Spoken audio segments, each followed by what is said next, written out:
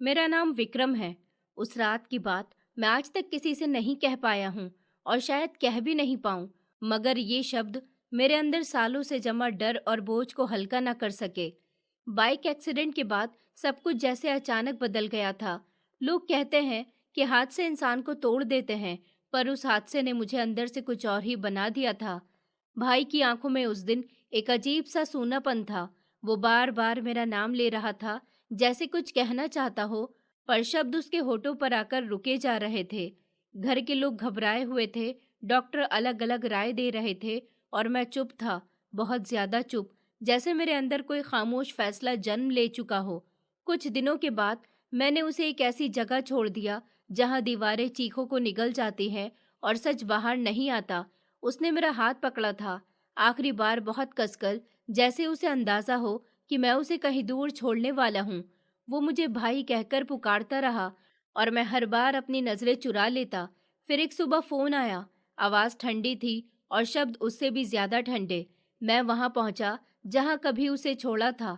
कमरा वैसा ही था, बस हवा में अब एक अजीब सी खामोशी थी, जैसे कोई कहानी अधूरी छोड़ दी गई हो।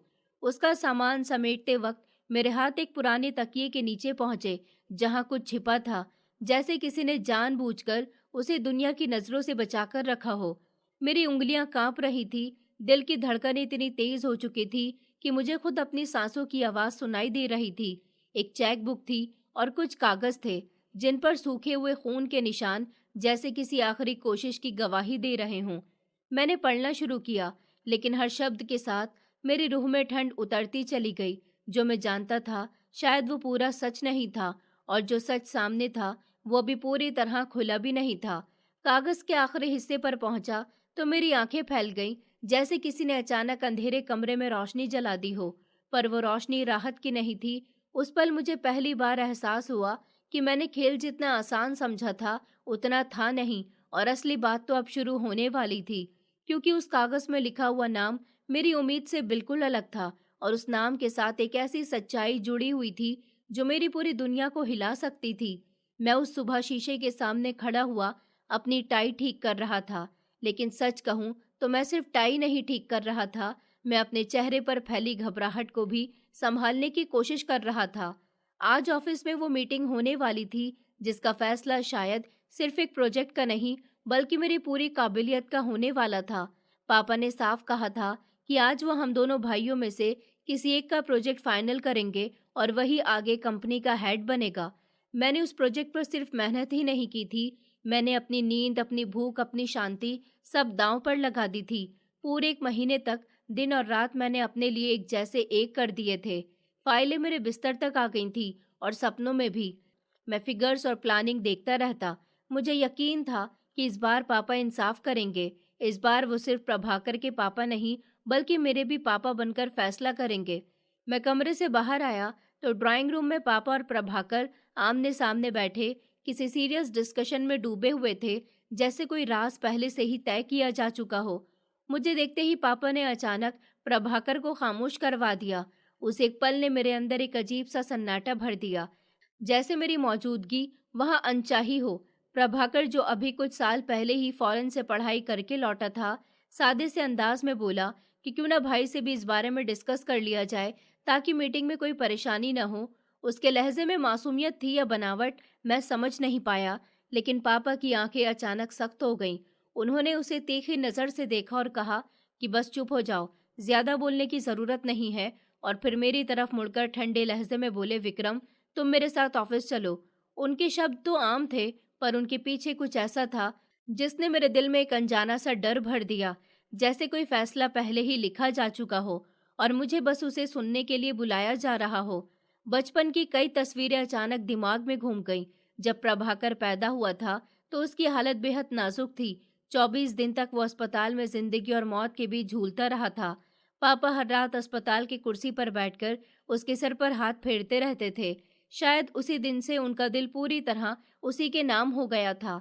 माँ भी उसके लिए प्रार्थनाओं का साया बनकर खड़ी रहती थी, और मैं धीरे धीरे इस घर में एक साइड किरदार बनता चला गया, जिसे जरूरत पड़ने पर बुला लिया जाए और बाकी समय अनदेखा कर दिया जाए। हम तीनों ऑफिस के लिए निकल पड़े। कार की ड्राइविंग सीट पर मैं था, पर मेरा दिमाग कहीं और ही भाग रहा था। सिग्नल बदलते रहे, सड़कें कटती रहीं, लेकिन मेरे अंदर सिर्फ एक ही सवाल गूंजता रहा, क्या पापा आज भी मेरे साथ वही करेंगे जो वो हमेशा करते आए हैं? क्या मेरी महीनों की मेहनत एक बार फिर से किसी और की मुस्कान के नीचे दब जाएगी? दिल अजीब सा भारी हो गया था, जैसे कोई अनहोनी मेरे ठीक सामने खड़ी हुई हो और मैं उसे पहचान तो रहा हूँ, पर मानने को तैयार नहीं हूँ। मुझे लग रहा था कि आज की मीटिंग सिर्फ एक बिजनेस डिसीजन नहीं होगी, बल्कि ये तय करेगी कि इस घर और इस कंपनी में मेरी हैसियत आखिर है क्या। और शायद मुझे पहली बार ये एहसास हो रहा था कि खेल सिर्फ प्रोजेक्ट का नहीं है, यहाँ कुछ और भी दांव पर लगा है, जिसे मैं अभी पूरी तरह से समझ भी नहीं पा रहा हूँ। हम ऑफिस पहुंचे तो बाहर की चमक दमक हमेशा की तरह वैसे ही थी, लेकिन आज मुझे हर चीज थोड़ी अलग लग रही थी, जैसे दीवारें भी कोई फैसला जानती हों और बस मेरे मुंह से उसका नाम सुनने का इंतजार कर रही हों। जैसे ही मैंने ऑफिस की लॉबी में कदम रखा, प्रभाकर ने अचानक मेरा हाथ पकड़ लिया। उसकी पकड़ में अजीब सी गर्माहट थी। मैंने उसकी तरफ देखा तो उसके चेहरे पर नरमी फैली हुई थी।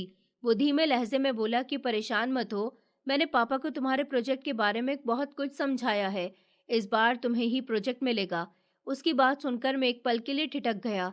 हैरानी और उम्मीद दोनों एक साथ दिल में उठे, लेकिन इससे पहले कि मैं उससे कुछ पूछ पाता, वो मुस्कुराता हुआ आगे बढ़ गया, जैसे उसने अपना किरदार निभा दिया हो और अब असली मंजर शुरू होने वाला हो। कुछ ही देर के बाद मीटिंग रूम का दरवाजा बंद हुआ और अंदर का माहौल अचानक सीरियस हो गया। लंबी टेबल के चारों ओर कंपनी के सीनियर लोग बैठे हुए थे। सबकी निगाहें पापा पर थी और पापा की निगाहें हम दोनों भाइयों पर। सबसे पहले प्रभाकर की बारी आई। उसने जो प्रोजेक्ट पेश किया वो सच कहूँ तो बहुत ही सिंपल सा था, एक छोटा सा आइडिया जिसे मैंने पहले भी कई बार सुना था। उसमें ना कोई बड़ा रिस्क था, ना कोई खास विजन, फिर भी पापा उसे ऐसे सुन रहे थे जैसे किसी अनमोल खोज को परखा जा रहा हो। वो बीच बीच में सर हिलाते नोट्स लेते और प्रभाकर की हर बात को गौर से समझते। फिर मेरी बारी आई। मैंने फाइल खोली और पूरे कॉन्फिडेंस के साथ बोलना शुरू किया। उस एक महीने की हर रात, हर जागी हुई सुबह, हर बलिदान जैसे मेरी आवाज में उतर आया था। मैंने मार्केट की पूरी रिसर्च रखी, पॉसिबिलिटीज समझाई, रिस्क एनालिसिस बताया और फ्यूचर की ग्रोथ का पूरा ब्लूप्रिंट उनके सामने रख दिया। जो भी सवाल पूछा गया, मैंने बिना घबराहट के उसका जवाब दिया, क्योंकि जब इंसान ने सच में मेहनत की हो तो उसे महफिल से डर नहीं लगता। उसे बस मौका चाहिए खुद को साबित करने का। प्रेजेंटेशन खत्म करके मैं एक तरफ बैठ गया। कमरे में कुछ पल के लिए सन्नाटा छा गया। सबकी निगाहें पापा पर टिक गईं, जैसे फैसला अब बस उनके होठों पर आकर ठहर गया हो। मुझे अंदर से पूरा यकीन था कि इस बार इंसाफ होगा, इस बार मेहनत की जीत होगी, लेकिन मैं ये नहीं जानता था कि पापा के दिमाग में क्या चल रहा है। कुछ लम्हों बाद उन्होंने धीरे से सर उठाया और प्रभाकर की तरफ देखते हुए बोले कि तुम्हारा प्रोजेक्ट मामूली जरूर है, मगर आने वाले वक्त के लिए ये बहुत ही बेहतरीन साबित हो सकता है। तुमने जो बुनियाद रखी है, अगर हम उस पर काम करें तो फ्यूचर में हमें बड़ा फायदा हो सकता है। तभी मेरे सीने में जैसे कुछ धंस गया। फिर उन्होंने मेरी तरफ देखा और कहा, रही बात विक्रम के प्रोजेक्ट की, तो यह हर तरीके से बेहतर है, इसमें कोई शक नहीं, लेकिन फिलहाल हम इसे वेटिंग पर रखते हैं और प्रभाकर के प्रोजेक्ट पर काम शुरू करते हैं, ताकि कंपनी को सही डायरेक्शन मिल सके। उस पल मुझे सचमुच लगा जैसे किसी ने मेरे अंदर से सारा खून निकाल लिया हो। मैं कुर्सी पर बैठा था, लेकिन शरीर सुन्न हो चुका था।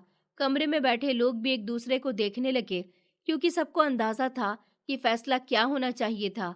मैंने प्रभाकर की तरफ देखा। उसके चेहरे पर भी हैरानी थी। शायद वो सच में उम्मीद नहीं कर रहा था कि ऐसा होगा, ये शायद वो बहुत अच्छी एक्टिंग कर रहा था। मैं समझ ही नहीं पाया। पापा अब अपनी बात को ओपिनियन से समझाने लगे, लेकिन मेरे कानों में कुछ नहीं पड़ रहा था। शब्द जैसे दूर कहीं धुंधले पड़ गए थे। मैं अचानक कुर्सी से उठा, दरवाजा खोला और बिना पीछे देखे बाहर निकल गया। पूरा महीना मैंने खुद को उस प्रोजेक्ट में झोंक दिया था। मैंने दोस्तों से दूरी बना ली थी, खाना समय पर खाना छोड़ दिया था, नींद को अपना दुश्मन बना लिया था, और आज मुझे ये सुनने को मिला कि मेरा आइडिया वेटिंग में रहेगा, और जिस आइडिया में न गहराई थी न मेहनत, उसे कंपनी का बेहतर फ्यूचर डिक्लेयर कर दिया गया। गुस्से में मैंने कार स्टार्ट की और बिना सोचे समझे सड़क पर दौड़ा दी। पता ही नहीं चला कब मैं अपने दोस्त के क्लब के बाहर पहुंच गया। दोपहर के 3 बजे थे, लेकिन अंदर का माहौल रात जैसा था। तेज लाइटें, हवा में घुली शराब की गंध और गाने की तेज धुन पर झूमते हुए लोग। हर तरफ हंसी थी, शोर था, बेफिक्री थी।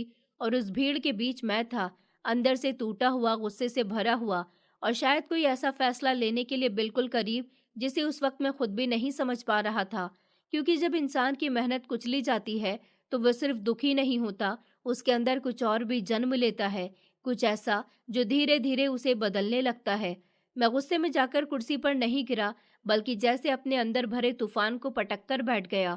मेरी आंखों में सचमुच खून उतर आया था, और ऐसा लग रहा था कि अगर उस समय किसी ने भी मुझे छू लिया तो शायद मैं खुद पर काबू नहीं रख पाऊंगा। पापा ने आज जो किया वो सिर्फ एक बिजनेस डिसीजन नहीं था, वो मेरे ऊपर सीधा वार था।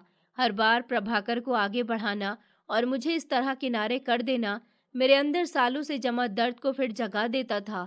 मैं उनका बड़ा बेटा हूँ, ये बात मैं खुद को बार बार याद दिलाता रहा, क्योंकि शायद उन्हें कभी याद ही नहीं रहा। उनके सपने, उनके फैसले, उनका गर्व, सब कुछ हमेशा प्रभाकर के नाम ही क्यों हो जाता है? क्या मैं सिर्फ जिम्मेदारियां उठाने के लिए पैदा हुआ था और तारीफें किसी और के हिस्से लिखी गई थी? बचपन से लेकर आज तक मैं बस ये साबित करता आया हूँ कि मैं काबिल हूँ, मगर हर बार मुझे ये एहसास दिला दिया जाता कि मैं काफी नहीं हूँ। आज ये सब मेरे अंदर ज्वालामुखी की तरह फूट रहा था। काउंटर पर खड़े लड़के ने जब मुझसे पूछा, सर क्या लेंगे आप, तो मैंने उसकी तरफ बिना देखे सर हिलाया और कहा, आज कुछ ऐसा बना दो जो दिमाग की आग बुझा सके। मेरी आवाज भारी थी, गुस्से से भरी हुई, जैसे हर शब्द दांत भींच कर निकाला जा रहा हो। गिलास मेरे सामने आया, मैंने उसे हाथ में लिया और एक ही सांस में आधा खाली कर दिया। लेकिन शराब मेरे मन की जलन को कम नहीं कर पा रही थी। मेरे सामने बार बार वही मंजर घूम रहा था।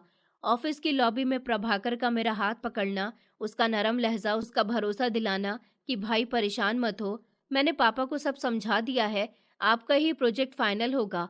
अब वही शब्द मेरे कानों में हथौड़े की तरह बज रहे थे।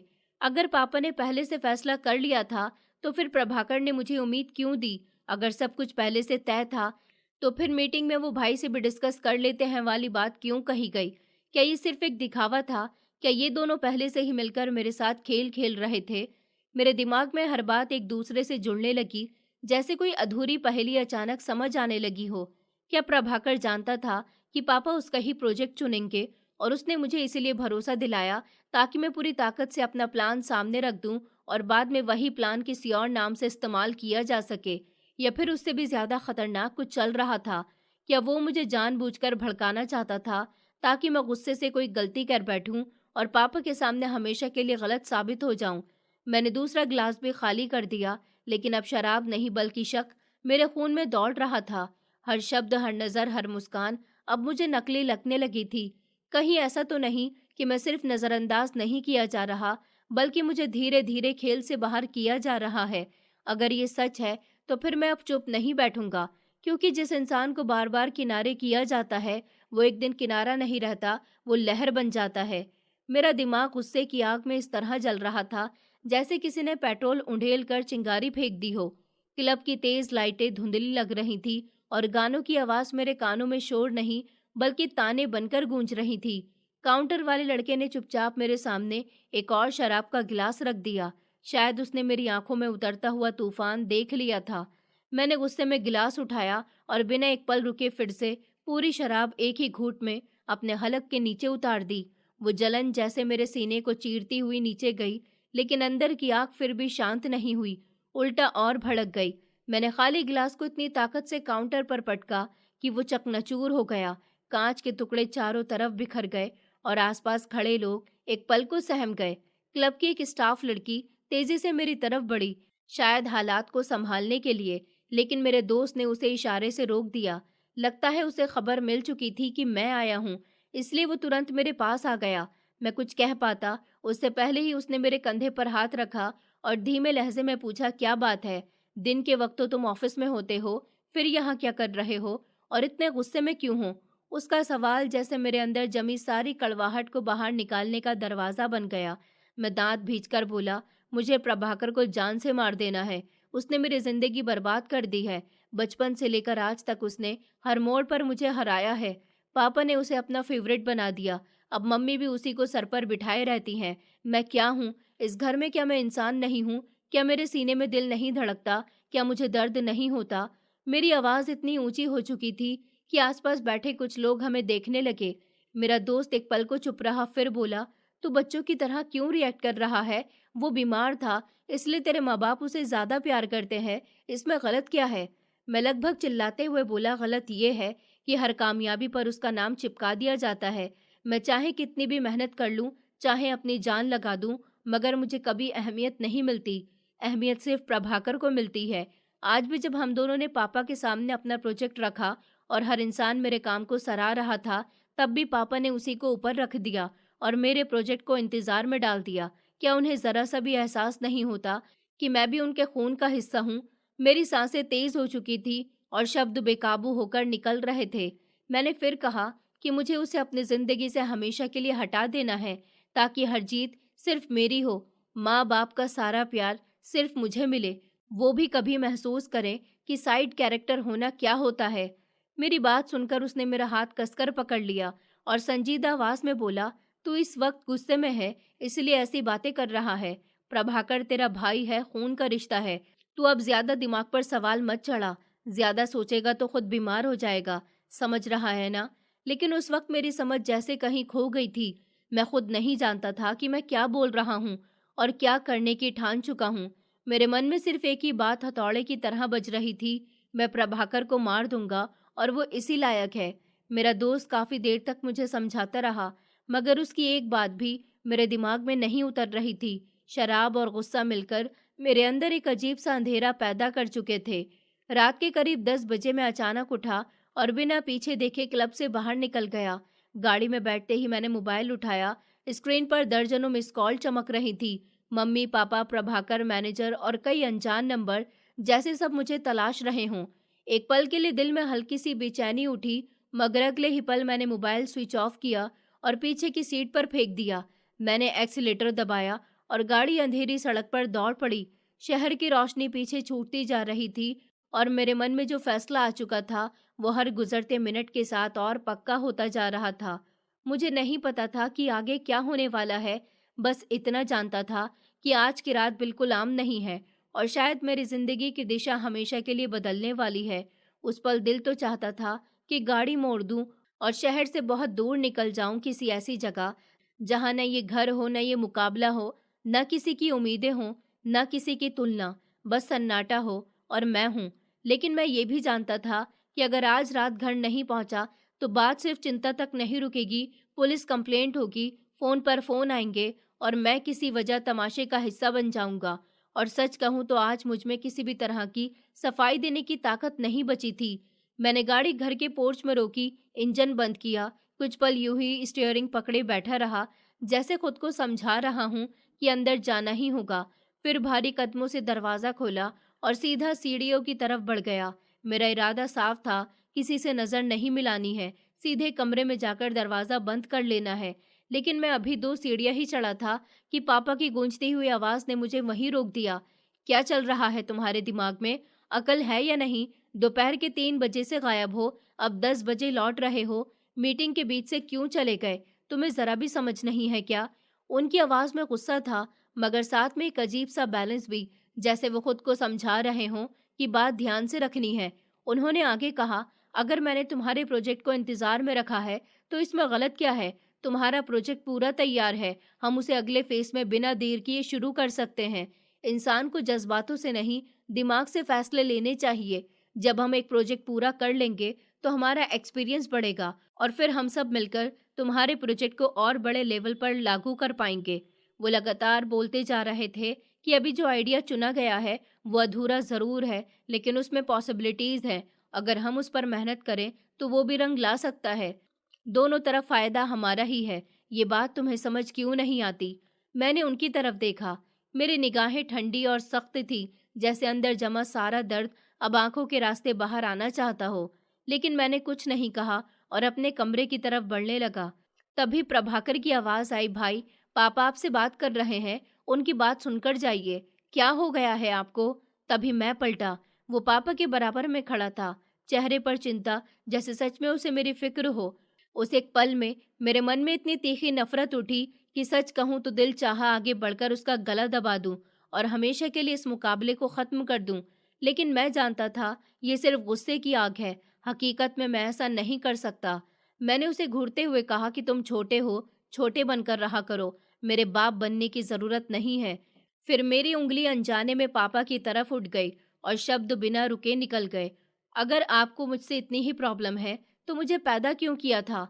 प्रभाकर को ही पैदा कर लेते, आपकी ज़िंदगी आसान हो जाती। मेरी ज़रूरत ही क्या थी?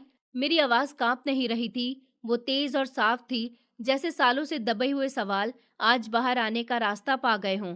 मैंने आगे कहा, आप हर बार मेरी मेहनत को रोक कर रखते हैं, जैसे मेरा फ्यूचर भी किसी वेटिंग की लिस्ट में डाल दिया हो। मेरी बात सुनकर पापा कुछ पल के लिए चुप हो गए। फिर उन्होंने धीमे मगर भारी लहजे में पूछा, तुम्हारे दिल में प्रभाकर के लिए इतनी नफरत क्यों भरी हुई है? वो तुम्हारा भाई है, खून का रिश्ता है, कम से कम उसका तो ख्याल करो। उनकी ये बात मेरे लिए मरहम नहीं नमक थी। मैंने कड़वी हंसी के साथ जवाब दिया, अगर ये मेरा भाई है तो इसे भी मेरी तरह रखिए। जिस तरह आप मुझे हर बात में नज़रअंदाज करते हैं, उसी तरह इसे भी कीजिए, तब समझ आएगा बराबरी किसे कहते हैं। घर के हॉल में अजीब सा सन्नाटा फैल गया। तीनों के बीच खड़े उस सन्नाटे में सिर्फ अनकहे इल्जाम थे, अनसुने दर्द थे और एक ऐसा फासला था जो हर गुजरते पल के साथ और गहरा होता जा रहा था। और मुझे पहली बार महसूस हुआ कि ये लड़ाई सिर्फ प्रोजेक्ट की नहीं है, ये लड़ाई उस जगह की है जो मैं इस घर में कभी पा ही नहीं सका। मैंने सीधा पापा की आंखों में देखते हुए कहा, मेरी अहमियत इस घर में 2 कौड़ी की है, तो प्रभाकर को भी वही अहमियत दीजिए। बराबरी करनी है तो सच में कीजिए, सिर्फ शब्दों में नहीं। पापा, आप हमेशा मुझ में और प्रभाकर में फ़र्क करते आए हैं और यही फ़र्क धीरे धीरे मेरे दिल में इतना गहरा खालीपन छोड़ गया कि अब उसमें न प्यार बचा है न अपनापन। मैंने कड़वे लहजे में आगे कहा, एक दिन ऐसा आएगा जब मैं आप लोगों को कहीं नज़र भी नहीं आऊँगा, तब शायद आपको एहसास होगा कि जिसे आप नज़रअंदाज करते रहे, वो भी इसी घर की दीवारों में सांस लेता था। आपने प्रभाकर को इतना सर पर चढ़ा लिया है कि आपको मैं दिखाई ही नहीं देता, और जिस दिन मैं इस दुनिया से चला जाऊंगा, उस दिन भी शायद आपको ज़्यादा फर्क नहीं पड़ेगा, क्योंकि आपके पास प्रभाकर होगा, आपका फेवरेट बेटा। ये कहते हुए मेरी आवाज़ रोनेहार हो गई। मेरी आंखों में नमी उतर आई, लेकिन मैंने खुद को गिरने नहीं दिया। मैं नहीं चाहता था कि वो मुझे कमज़ोर देखें। मैंने मुश्किल से अपने होंठ भींचे और बिना किसी की तरफ देखे अपने कमरे की तरफ बढ़ गया। कमरे में दाखिल होते ही मैंने दरवाज़ा अंदर से बंद कर लिया, जैसे बाहर की सारी आवाज़ों को अपने से काट देना चाहता हूँ। दिल इतना भारी था कि सांस लेना मुश्किल लग रहा था। मैं धीरे धीरे दरवाजे के सहारे नीचे फिसलता चला गया और फर्श पर बैठ गया। मेरी उम्र 26 साल थी। मैं बिजनेस संभालने वाला समझदार आदमी कहलाता था। लोग मुझे जिम्मेदार कहते थे, मगर उस वक्त मैं खुद को एक छोटे बच्चे की तरह महसूस कर रहा था, जिसे बार बार ये जताया गया हो कि वो कम है, अधूरा है और किसी और जितना कभी नहीं हो पाएगा। काफी देर तक मैं यूं ही चुप बैठा रहा, फिर थक कर बिस्तर पर जाकर लेट गया। आंखें बंद भी की तो पापा के शब्द और प्रभाकर का चेहरा सामने घूमने लगा। अभी कुछ ही मिनट गुजरे होंगे कि खिड़की की तरफ हल्की सी आहट हुई, जैसे किसी ने धीरे से पर्दा हटाया हो। मैंने सर उठाकर देखा, प्रभाकर कमरे में दाखिल हो रहा था। उसकी ये पुरानी आदत थी, जब भी मैं नाराज होता वो चुपचाप मेरे पास आ जाता, मुझे मनाने के लिए, मुझे समझाने के लिए। उसके चेहरे पर हमेशा सच्ची फिक्र दिखाई देती थी। उसका दिल बड़ा था, इसमें कोई शक नहीं, लेकिन जो कमी मैंने उसकी वजह से महसूस की थी, जो जगह मुझे कभी नहीं मिली, जो प्यार हमेशा बट गया, उसे मैं कैसे भूल जाऊं? उसकी मौजूदगी ही मेरे लिए उस खालीपन की याद थी, और शायद यही वजह थी कि मैं उसे माफ नहीं कर पा रहा था, चाहे वो कितनी भी बार मेरे कमरे में क्यों ना आ जाए। कमरे में दाखिल होते ही वो हमेशा की तरह दरवाजे के पास खड़ा हो गया, फिर कमर पर हाथ रखकर बोला, आखिर तुम्हें हो क्या गया है? हर बात को सर पर क्यों चढ़ा लेते हो? हर बार सबसे नाराज हो जाते हो? तुम्हारे अंदर इतनी बेचैनी क्यों भरी रहती है? तुम्हें सच में परेशानी क्या है? उसका ये लहजा मेरे जख्म पर मरहम नहीं नमक छिड़क रहा था। मैं अचानक उठकर बैठ गया और उसे घूरते हुए बोला, क्यों आए हो तुम यहाँ? मेरे कमरे में तमाशा देखने के लिए, या ये देखने के लिए कि आज मैं कितना टूटा हूँ? तुमने मुझे क्या कहा था, याद है? तुम्हारे शब्द अभी भी मेरे कानों में गूंज रहे हैं। तुमने कहा था कि पापा मेरा ही प्रोजेक्ट फाइनल करेंगे, फिर वही पापा आखिरी पल पर बदल गए और हमेशा की तरह तुम्हें ऊपर रख दिया। इसका जवाब है तुम्हारे पास? मेरी आवाज़ ऊंची थी और शब्द बेकाबू। वो कुछ कदम आगे आया और बोला, कसम से भाई, पापा ने घर पर मुझसे यही कहा था कि हम आपका प्रोजेक्ट फाइनल करेंगे और मेरे वाले को इंतज़ार में रखेंगे। मुझे भी मीटिंग में वही उम्मीद थी, लेकिन उन्होंने आखिरी पल में अपना फैसला बदल दिया। इसमें मेरा क्या कसूर है? उसकी आंखों में सच्चाई थी या मैं देखना नहीं चाहता था? मैं तय नहीं कर पा रहा था।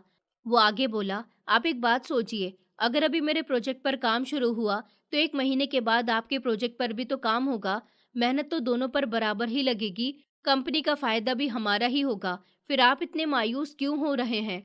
उसकी ये बातें मेरे अंदर आग लगा रही थी और मैं बिस्तर से उतरकर उसके बिल्कुल सामने आ गया और दांत भींचकर बोला, मेरे सामने खड़े होकर उनकी तरफदारी करने की जरूरत नहीं है। तुम खुद को मासूम मत दिखाओ, मुझे सब पता है। तुम्हारे दिल में खुशी के लड्डू फूट रहे होंगे। आज भी तुम जीत गए और मैं फिर से हार गया। मैंने उंगली उसकी तरफ उठाई और कहा, चले जाओ यहाँ से। मुझे तुम्हारी हमदर्दी की जरूरत नहीं है। मैं तुम जैसे लोगों के मुंह नहीं लगना चाहता। तुम और पापा दोनों दोगले हो, सामने कुछ और पीछे कुछ और बिल्कुल मतलबी हो। मेरे शब्द जहर की तरह निकल रहे थे। वो एक पल को चुप हुआ, फिर धीमे लहजे में बोला, ये सब आपके दिमाग का फितूर है। कामयाबी मुझे मिले या आपको, बात तो एक ही है। हम एक ही खून हैं, हम भाई हैं, एक ही माँ के पेट से पैदा हुए हैं। हमारी जीत भला अलग कैसे हो सकती है? उसने आखिरी बार कहा, आपको क्या हो गया है भाई? लेकिन उस वक्त मेरा दिमाग किसी भी बात को मानने के लिए तैयार नहीं था। मेरे अंदर सालों की तुलना, सालों की अनदेखी, सालों की जलन एक साथ सर उठा चुकी थी। और जब इंसान के अंदर जमा हुई नफरत बोलने लगती है तो सामने खड़ी सच्चाई भी झूठ लगने लगती है। शराब का नशा अब मेरे दिमाग पर पूरी तरह चढ़ चुका था। सोचने समझने की ताकत जैसे किसी ने छीन ली हो। गुस्सा मेरी रगों में आग की तरह दौड़ रहा था। मैं अचानक प्रभाकर की तरफ बढ़ा। उसका हाथ इतनी जोर से पकड़ा कि वो दर्द से चीख उठा। मैंने बिना कुछ सोचे उसे खींचकर दरवाजे की तरफ घसीटा और पूरे जोर से बाहर धकेल दिया। मेरी सांसें तेज चल रही थी और मैं उसे घूरते हुए बोला, अगर आगे से तुमने मेरे कमरे में कदम रखा तो अंजाम अच्छा नहीं होगा। मुझसे और मेरी जिंदगी से दूर रहो। मैंने दरवाजा उसके चेहरे के सामने इतनी जोर से बंद किया कि आवाज पूरे घर में गूंज गई। उस आवाज में मेरा गुस्सा, मेरी जलन, मेरी सालों की भड़ास, सब कुछ शामिल था। मैं वापस बिस्तर पर आकर गिर पड़ा। सर भारी था, दिल और ज्यादा भारी। कब करवट बदलते बदलते नींद ने मुझे घेर लिया, मुझे पता ही नहीं चला। सुबह करीब 9 बजे जोर जोर से दरवाजा पीटने की आवाज से मेरी आंख खुली। कुछ पल मैं छत को घूरता रहा, जैसे जिंदगी का मतलब वहीं लिखा हो। तभी मम्मी की आवाज आई, दरवाजा खोलो विक्रम। मैं लड़खड़ाते कदमों से दरवाजा खोलने गया। जैसे ही कुंडी हटाई, दरवाजा खुलते ही एक तेज थप्पड़ मेरे चेहरे पर पड़ा। उसकी गर्मी ने मुझे 2 कदम पीछे धकेल दिया। कानों में सनसनाहट भर गई। मम्मी की आंखों में गुस्सा था और आवाज में दर्द। वो बोली, क्या चल रहा है तुम्हारे दिमाग में? अपने ही भाई से नफरत कर रहे हो? क्या यही सिखाया है हमने तुम्हें? 26 साल के हो चुके हो, खुद को समझदार कहते हो और हरकतें देखो तो छोटे बच्चे जैसी। पूरी रात तुम्हारे पापा परेशान बैठे रहे, प्रभाकर ने एक पल आंख नहीं बंद की, और तुम हो कि घर में जहर घोल रहे हो। उनकी बातों ने मेरे अंदर दबा लावा फिर से जगा दिया। मैं लगभग चिल्लाते हुए बोला, ये सवाल मुझसे मत पूछिए, अपने पति से पूछिए। वो मेरे साथ ऐसा क्यों करते हैं? क्या मैं उनका बेटा नहीं हूँ? मैंने कब उनकी इज्जत नहीं की, कब उनकी बात नहीं मानी, कब उनकी उम्मीदों पर खरा उतरने की कोशिश नहीं की? फिर भी हर बार मैं ही क्यों पीछे रह जाता हूँ? मेरी आवाज कांप रही थी, मगर शब्द रुक नहीं रहे थे। मैंने कहा, अगर मुझे प्यार देना ही नहीं था तो मुझे इस दुनिया में क्यों लाए? मैं हर दिन उनकी नज़र में खुद को साबित करने की कोशिश करता हूँ, मगर हर बार फर्क होता है। हर बार प्रभाकर आगे खड़ा होता है और मैं पीछे छूट जाता हूँ। मम्मी ने सख्त लहजे में कहा, शर्म आती है मुझे तुम्हारी सोच पर। मैंने तुम्हें ऐसी परवरिश नहीं दी। बड़े भाई तुम हो, तुम्हें समझदारी दिखानी चाहिए। प्रभाकर से जितना प्यार है उतना ही तुमसे भी है, मगर तुम अपने मन में ही दीवार खड़ी कर चुके हो। तुम्हारी कितनी गलतियों पर पर्दा डाला गया है तुम्हें अंदाजा भी है। प्रभाकर ने कितनी बार तुम्हारी गलती अपने सर ले ली है ताकि तुम्हें डांट न पड़े। फिर उन्होंने उंगली उठाकर कहा कि खबरदार, जो तुमने मेरे पति को जरा भी टेंशन दी, मेरे पास उनके सिवा कुछ नहीं है। अगर उन्हें कुछ हो गया तो मैं तुम्हें कभी माफ नहीं करूंगी। ये कहकर वो चली गई। मैं वहीं खड़ा रह गया, जैसे किसी ने मेरे सीने में खालीपन भर दिया हो। मतलब साफ था, अगर पापा या प्रभाकर को कुछ हुआ तो दुनिया हिल जाएगी, लेकिन अगर मैं टूट जाऊं तो शायद कोई आवाज भी नहीं उठेगी। मैं धीरे से बिस्तर पर बैठ गया। आंखों में फिर वही जलन, वही खून उतर आया और उस पल मुझे महसूस हुआ कि मेरे अंदर प्रभाकर के लिए जो चिढ़ थी वो अब आम जलन नहीं रही थी, वो धीरे धीरे नफरत में बदल रही थी। ऐसी नफरत जो इंसान को अंदर से खा जाती है और एक दिन उसे कुछ ऐसा करने पर मजबूर कर देती है जिसका रास्ता वापस नहीं होता। कहते हैं जलन और नफरत इंसान से वो करवा देती है जिसका उसने कभी ख्वाब में भी ख्याल नहीं किया होता। और उस सुबह मैं उसी मोड़ पर खड़ा था जहां से लौटना आसान था, मगर मैंने लौटने के बजाय अंधेरे की तरफ कदम बढ़ा दिए। मैंने अचानक मोबाइल उठाया। उंगलियां हल्की सी कांप रही थी, पर इरादा सख्त था। मैंने अपने दोस्त सुनील को फोन मिलाया। शहर में उसका नाम सीधा नहीं लिया जाता था, लोग इशारों में बात करते थे। वो पैसों के बदले कुछ भी कर सकता था। पहली ही बैल पर उसने कॉल उठा ली। मैं हेलो भी नहीं कह पाया था कि उसकी हंसी मिली। लापरवाह आवाज कानों से टकराई। क्या हुआ विक्रम भाई? कौन सा काम है? किसको उठाना है? किसका खेल खत्म करना है? नाम बोलो और समझो काम हो गया। वो अक्सर ऐसे ही मजाक में बात शुरू करता था और मैं हर बार हंसकर बात टाल देता था, लेकिन आज मेरे लहजे में हंसी नहीं थी। मैंने सीधा कहा, इस बार काम सच में है। प्रभाकर का एक्सीडेंट करवाना है। मरना नहीं चाहिए, लेकिन हाथ पैर टूट जाए, महीनों बिस्तर से उठ न सके, बस इतना ही काफी है। बहुत सह लिया, अब इसे सजा देकर ही रहूंगा। कब तक मैं घुट घुट कर जीता रहूं? मैं भी इंसान हूं, मेरे सीने में भी दिल है। फोन के उस पार कुछ पल के लिए खामोशी छा गई। फिर सुनील की आवाज बदली हुई लगी। उसने कहा, क्या हो गया है विक्रम भाई? प्रभाकर तो आपका छोटा भाई है ना?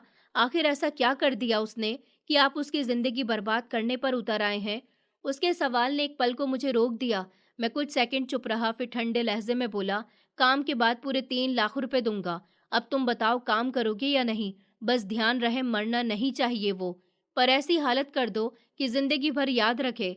सुनील फिर कुछ देर चुप रहा, फिर बोला, देखो काम मैं पैसों के लिए करता हूँ, पर तुम मेरे अपने हो। तुमसे पूरा पैसा भी नहीं लूंगा, लेकिन वजह जानना चाहता हूँ। खून का रिश्ता है, आखिर क्यों ऐसा करना चाहते हो? उसके शब्द मेरे सीने में अटक गए। एक पल को दिल किया कि सब सच सच बता दूं, कह दूं कि ये जलन है, ये सालों की अनदेखी कमी है। लेकिन मैं जानता था अगर उसे लगा कि मैं सिर्फ भाई से जलकर ये कर रहा हूँ तो शायद वो पीछे हट जाए। इसलिए मैंने अपने शब्दों को मोड़ा तोड़ा और कहानी कुछ और बना दी। मैंने कहा, बात सिर्फ बिजनेस की नहीं है, वो मुझे बर्बाद करने पर तुला हुआ है। पापा को मेरे खिलाफ भड़काता है, मेरे हर काम में टांग अड़ाता है। आज उसने ऐसी चाल चली है कि मेरा फ्यूचर खतरे में पड़ गया।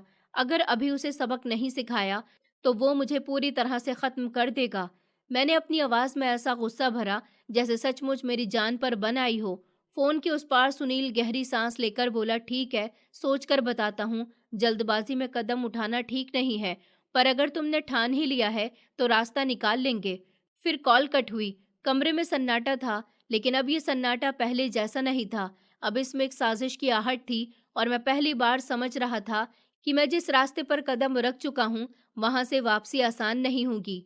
कमरे की दीवारें उस रात मुझे सच में जिंदा लग रही थी, जैसे वो मेरी हर सांस, हर धड़कन, हर डर और हर गलती को सुन रही हों और चुपचाप उसे अपने अंदर कैद करती जा रही हों।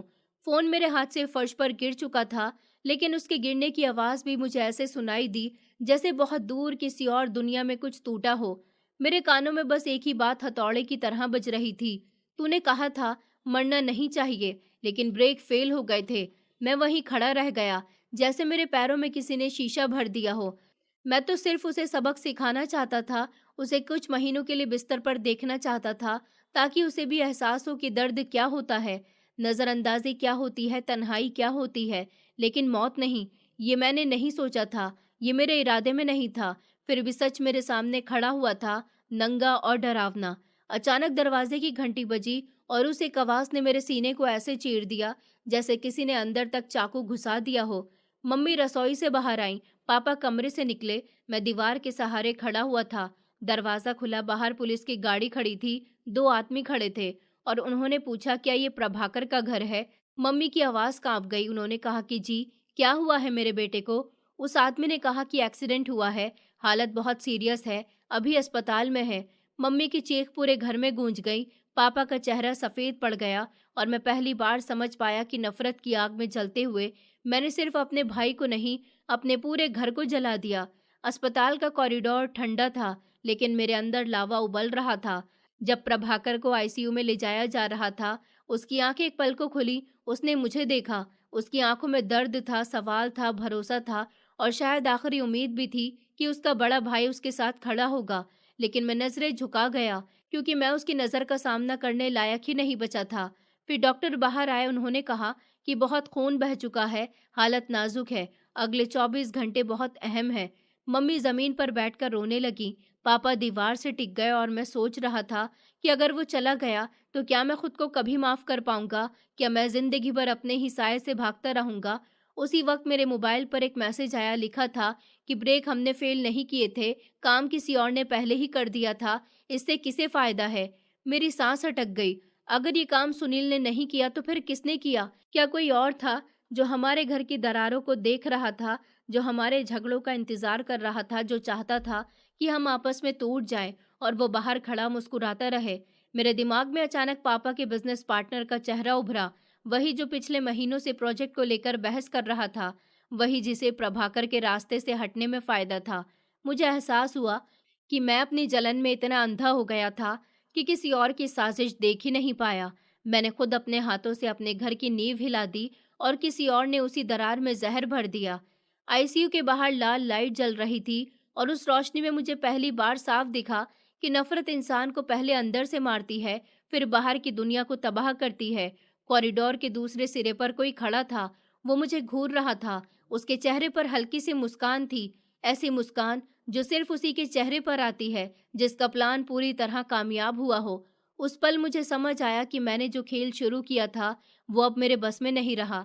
मैं सिर्फ खिलाड़ी नहीं रहा था, मैं किसी और की चाल बन चुका था। और अगर प्रभाकर को कुछ हो गया तो शायद अगली बारी मेरी होगी, क्योंकि ऐसे खेल में मोहरे कभी बचे नहीं रहते। और पहली बार मेरे दिल में अपने भाई के लिए नफरत नहीं, डर नहीं, बल्कि एक प्रार्थना उठी कि वो बच जाए, क्योंकि अगर वो नहीं बचा तो मैं जिंदगी भर जिंदा होकर भी मरा हुआ इंसान बन जाऊंगा। मैं कुछ सेकंड तक वहीं खड़ा रहा, जैसे मेरे शरीर की सारी नसों में दौड़ता खून अचानक पत्थर बन गया हो, जैसे दिमाग ने शरीर को हुक्म देना बंद कर दिया हो और आत्मा ने अंदर से मुझे छोड़ दिया हो। फिर एक झटके में जैसे होश वापस आया और मैं पागलों की तरह भागा, बिना ये सोचे कि घर में कौन देख रहा है, कौन पुकार रहा है। मैं दरवाज़ा खोलकर बाहर निकला, गाड़ी की चाबी हाथ में ली, लेकिन हाथ कांप रहे थे। किसी तरह दरवाज़ा खोला, इंजन स्टार्ट किया और एक्सीलेटर इतनी ज़ोर से दबाया कि टायरों की चीख सुनसान रात को चीरती चली गई। सड़क खाली थी, लेकिन मेरे मन में तूफान उठा हुआ था। ऐसा शोर, ऐसा हाहाकार कि मुझे अपनी ही सोच सुनाई नहीं दे रही थी। मेरे अपने शब्द मेरे कानों में गूंज रहे थे कि मरना नहीं चाहिए, और अब वही शब्द मेरे सीने को नोच रहे थे, जैसे हर शब्द मुझे कटघरे में खड़ा कर रहा हो। कुछ दूरी पर लाल और नीली चमकती लाइटें दिखाई दी। भीड़ जमा थी, लोगों की परछाइयां हिल रही थी और मेरा दिल इतनी जोर से धड़क रहा था कि लगा अभी पसलियां तोड़कर बाहर गिर जाएगा। मैंने गाड़ी सड़क किनारे फेंकी और भीड़ को धक्का देता हुआ आगे बढ़ा। लोग कुछ बोल रहे थे, लेकिन मुझे कुछ सुनाई नहीं दे रहा था। और फिर मेरे कदम अचानक रुक गए। प्रभाकर की कार सामने थी, उसका अगला हिस्सा पूरी तरह कुचल चुका था।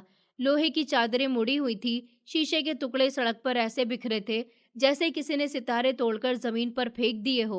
मेरे कानों में गूंजती एक भयानक सन्नाटा।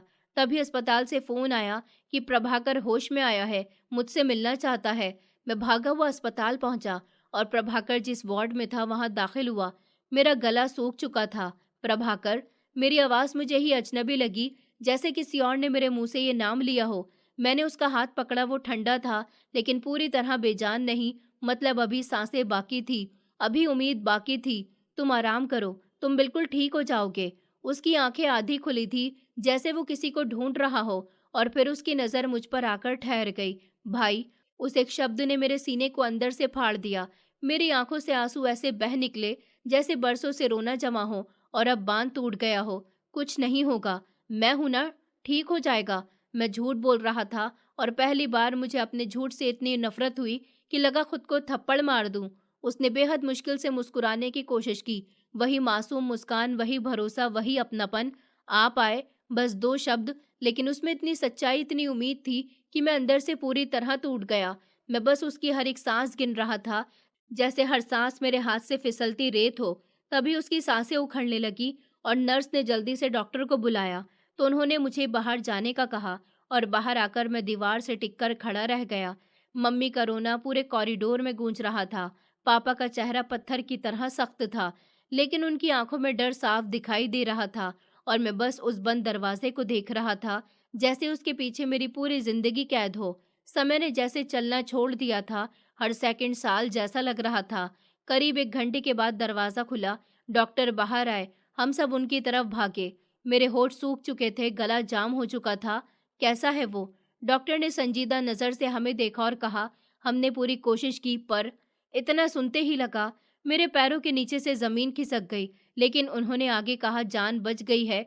लेकिन मेरी सांसें वहीं अटक गईं। लेकिन क्या? ब्रेन पर बहुत गहरी चोट है, वो कोमा में है, और अगर होश आया भी तो पहले जैसा नहीं रहेगा।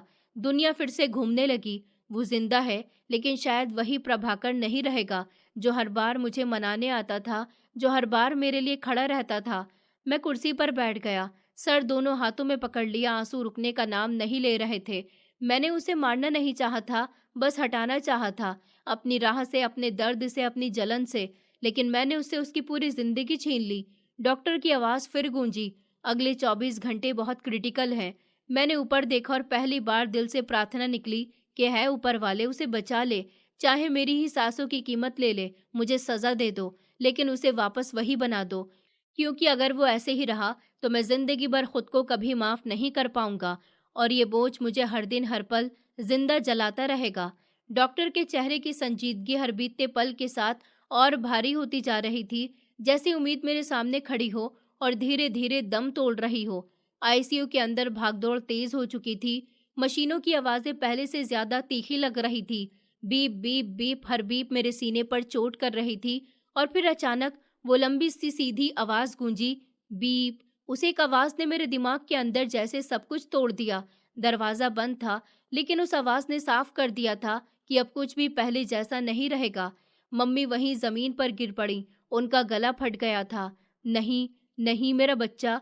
उनकी चीख कॉरिडोर की दीवारों से टकराकर वापस आ रही थी। पापा दीवार का सहारा लेकर खड़े रह गए। उनकी आंखों में आंसू थे, लेकिन जैसे रोने की ताकत भी छिन गई हो। और मैं बस दरवाजे को देख रहा था, बिल्कुल खाली नज़रों से, जैसे मेरे अंदर कोई एहसास बचा ही नहीं हो। कुछ मिनट के बाद दरवाज़ा खुला, डॉक्टर बाहर आया।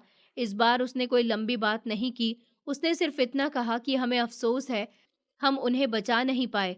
बस इतना। इन शब्दों ने मेरे अंदर जो बचा था उसे भी ख़त्म कर दिया।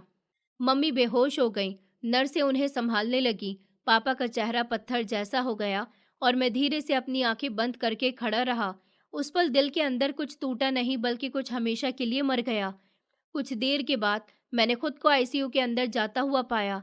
कमरा पहले से भी ज्यादा शांत था, मशीनें बंद थीं, बीप की आवाज़ गायब थी, और प्रभाकर अब सिर्फ एक शरीर था, बिल्कुल खामोश, जैसे उसने कभी मुझे भाई कहकर पुकारा ही ना हो। मैं धीरे धीरे उसके पास गया। हर कदम भारी था, लेकिन मेरी आंखों में आंसू नहीं थे। शायद आंसुओं का हक भी मैं खो चुका था। मैं उसके चेहरे के पास झुका और बहुत धीमी आवाज में कहा, अब सच में सब खत्म हो गया। आवाज में न दर्द था न पछतावा, सिर्फ एक ठंडापन। लेकिन उसी पल उसके आखिरी शब्द मेरे दिमाग में गूंजे, भाई। मेरे सीने के अंदर कुछ जोर से धड़का, जैसे कोई जिंदा हिस्सा आखिरी बार जागा हो। तूने क्या खोया है? एक भाई जिसने आखिरी सांस तक तुझ पर भरोसा किया, एक इंसान जो मौत के दरवाजे पर खड़ा होकर भी तुझे देखकर मुस्कुराया। मैंने अपनी आंखें कसकर बंद कर ली और सर झटका। कमजोरी, ये सब कमजोरी है, मैंने खुद से कहा।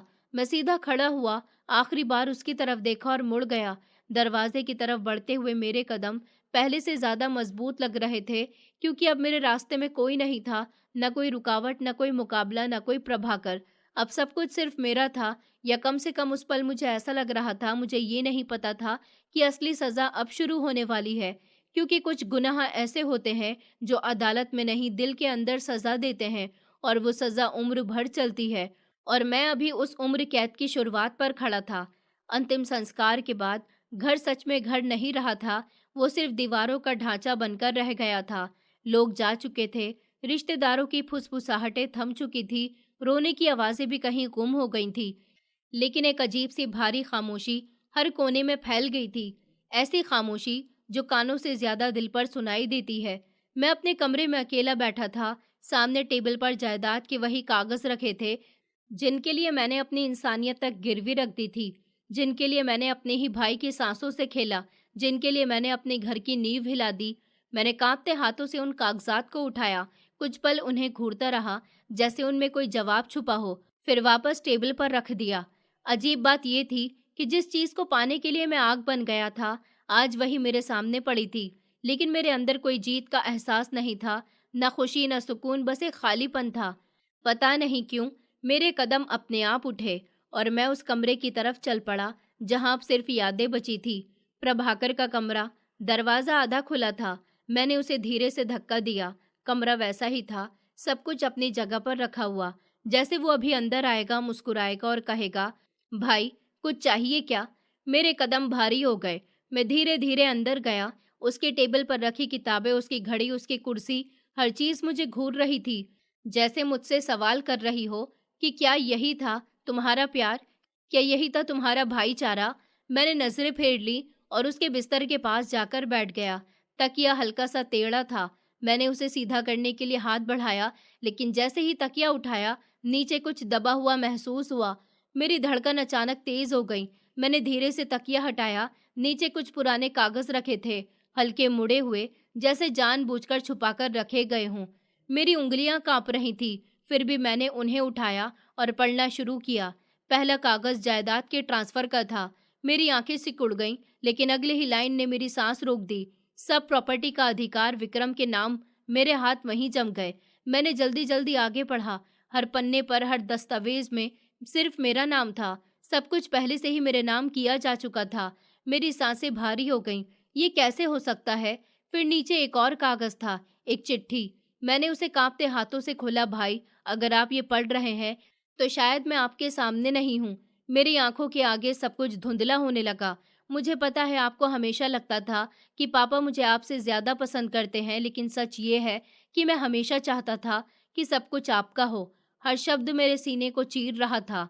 इसलिए मैंने पापा से कहकर सारी जायदाद आपके नाम करवा दी, बिना आपको बताए। मेरी आंखों से आंसू गिरने लगे। मैं बस ये चाहता था कि एक दिन आप बिना किसी शिकायत के मुस्कुरा सकें। अब मैं पढ़ नहीं पा रहा था, शब्द तैर रहे थे। आप मेरे बड़े भाई हैं और मेरे लिए सबसे ज्यादा जरूरी भी। कागज मेरे हाथ से गिर गया। कमरे में वही खामोशी थी, लेकिन मेरे अंदर तूफान उठ चुका था। मैं घुटनों के बल वहीं बैठ गया, दोनों हाथों से सर पकड़ लिया और पहली बार दिल से चीखा, ये मैंने क्या कर दिया? जिस भाई ने अपने हिस्से की खुशी भी मेरे नाम कर दी, मैं उसी की सांसें छीन बैठा। वो हर पल जब उसने मुझे समझाने की कोशिश की, वो हर बार जब उसने भाई कहा, वो आखिरी मुस्कान जब वो स्ट्रेचर पर लेटा था, सब कुछ मेरी आंखों के सामने जिंदा हो उठा। मैं फर्श पर बैठा रो रहा था, बिल्कुल टूट कर, जैसे अब कुछ भी बचा नहीं। उस दिन मुझे जायदाद मिल गई थी, सब कुछ मिल गया था, लेकिन जिसके लिए ये सब था वो ही नहीं रहा। अब मेरे पास सिर्फ एक चीज बची थी, पछतावा। ऐसा पछतावा जो सांसों के साथ चले, ऐसा पछतावा जो रातों को सोने न दे, ऐसा पछतावा जो हर आईने में मेरा असली चेहरा दिखाए। मैं जीत गया था, लेकिन उस जीत ने मुझे जिंदगी भर का हारा हुआ इंसान बना दिया। जलन और नफरत इंसान से ऐसे फैसले करवा देती है जिनका पछतावा उसे पूरी जिंदगी करना पड़ता है। कभी कभी हम जिस चीज के लिए लड़ते हैं, वही चीज मिलने के बाद भी हमें खुशी नहीं देती। रिश्तों की कीमत जायदाद और दौलत से कहीं ज्यादा होती है। गलतफहमी और गुस्से में लिया गया एक फैसला पूरी जिंदगी बर्बाद कर सकता है। इसलिए हमेशा फैसले शांत दिमाग से लें और अपने अपनों की सच्चाई समझने की कोशिश करें, क्योंकि बाद में सिर्फ पछतावा ही हाथ आता है। दोस्तों, उम्मीद करती हूँ आपको हमारी कहानी पसंद आई होगी। कहानी पसंद आई है तो वीडियो को लाइक करें, चैनल पर नए हैं तो चैनल को सब्सक्राइब करें और हाँ, नोटिफिकेशन बेल को ज़रूर दबाएं ताकि अगली अपडेट सबसे पहले आपको मिले।